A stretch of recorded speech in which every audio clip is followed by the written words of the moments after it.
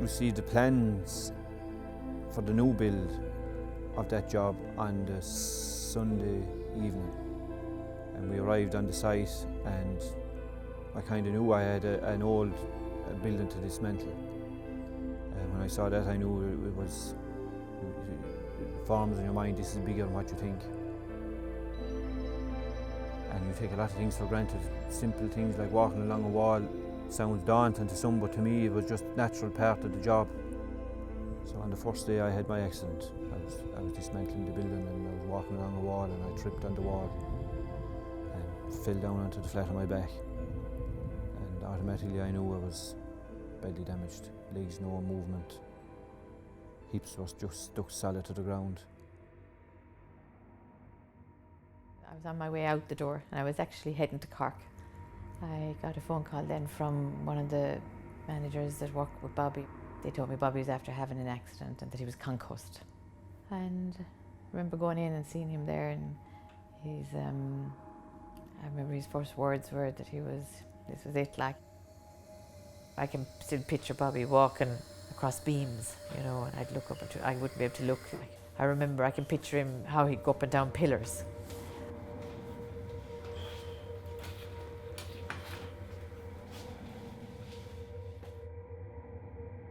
You know, so I always remember saying, mind yourself, you lose sight of what's dangerous and what's not dangerous.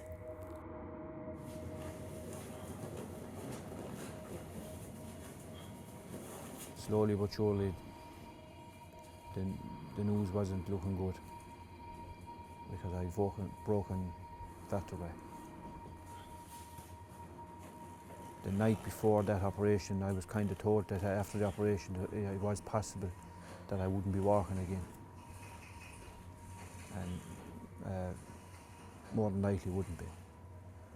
So that was a major shock. Seeing family after the operation was very hard, and seeing my sons for the first time was very hard. Kind of working came first, you know what I mean? Going out to work came first, to make the money, to provide, to feed us and to look after us, like, you know what I mean? That always came first with Bobby. I was kind of the breadwinner at home, and liked that part of my life. I liked being able to keep everything going. And price work, if there was a price to be gained out of a job, that's what I wanted. It's like another pressure, you know what I mean? It's like it's almost like you're trying to get yourself out of one pressure, and then it's a pressure on top of a pressure.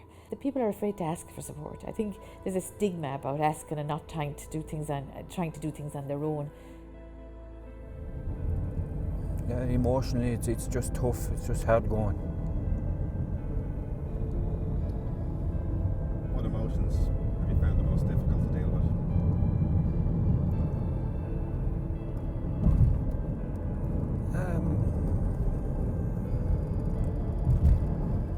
Sometimes when I'm travelling in the car, the tears flow.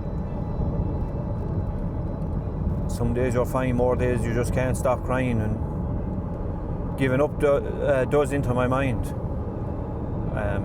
You hate to use the word suicide, but I have felt it.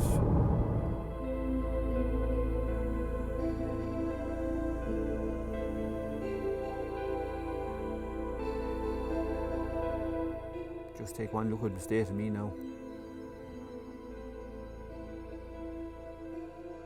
It's one of the hardest parts of being disabled, is knowing that you won't be doing what you did before and never will. I mean, health is wealth. If you could turn back the clock, and if I had the mindset I have now by being paralysed, if I had this mindset before my accident, I'd say life could be a lot easier for me. Familiarity and complacency can lead to accidents.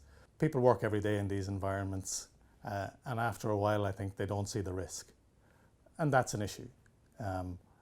We want people to stand back, take some time, consider the level of risk that they're exposed to, and manage and deal with that.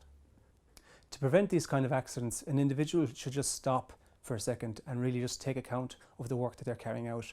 We call it risk assessment, but it's really simple. Just stop, think about what you're going to do, assess the hazards, assess the risks, what could harm you, what are the controls, what are the appropriate controls to prevent this risk, and put them in place.